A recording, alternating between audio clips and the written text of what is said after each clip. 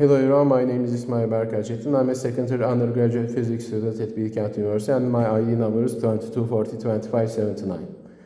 I shoot this video to explain our Physics 212 group project about Zeeman effect, where we explain Zeeman splitting from a light source, a mercury spectral lamp.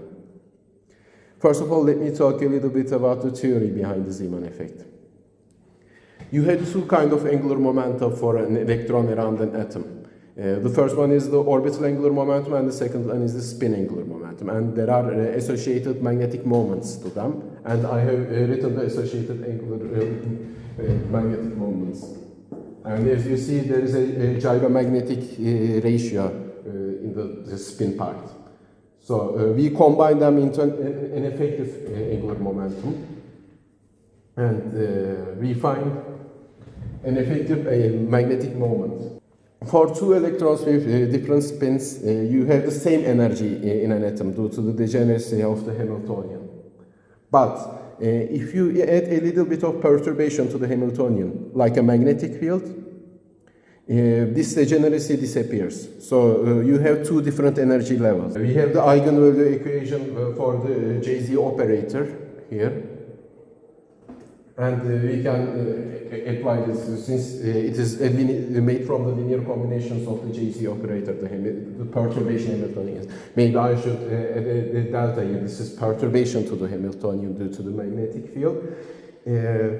We can just diagonalize this. We can apply the eigenvalue equation here because we are already in the eigenbasis of the Hamiltonian, where the other Hamiltonian is a multiple of the identity.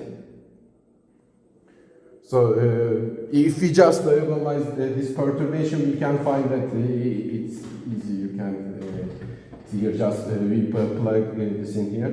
We can see the energy splitting, delta E. After the theory, let me talk a little bit about our setup and our results. In our experiment, we designed an optical setup to observe this effect using interference patterns and digital image analysis.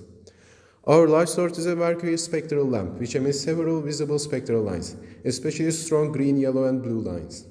In our analysis, we mainly focus on the green mercury line because it provides the clearest interference pattern and is suitable for resolving small spectral splittings.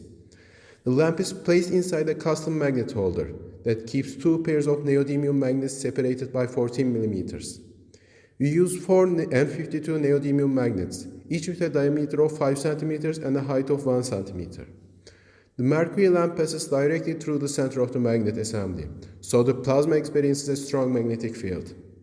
The emitted light first passes through a small observation hole and then through an iris, which reduces stray light and improves alignment. After the iris, we place a collimating lens with a focal length of 35 mm, exactly 35 mm away, producing an approximately parallel beam. The collimated beam then enters our Fabry-Perot etolon, which generates circular interference fringes highly sensitive to wavelength differences. Finally, we record the pattern using a camera equipped with a 48 mm lens. For the analysis stage, we digitally process the recorded images by extracting the RGB signal and plotting the green intensity profile across the interference rings. We compare the green intensity distributions with and without the magnetic field. Without the magnetic field, the intensity graph shows single peaks.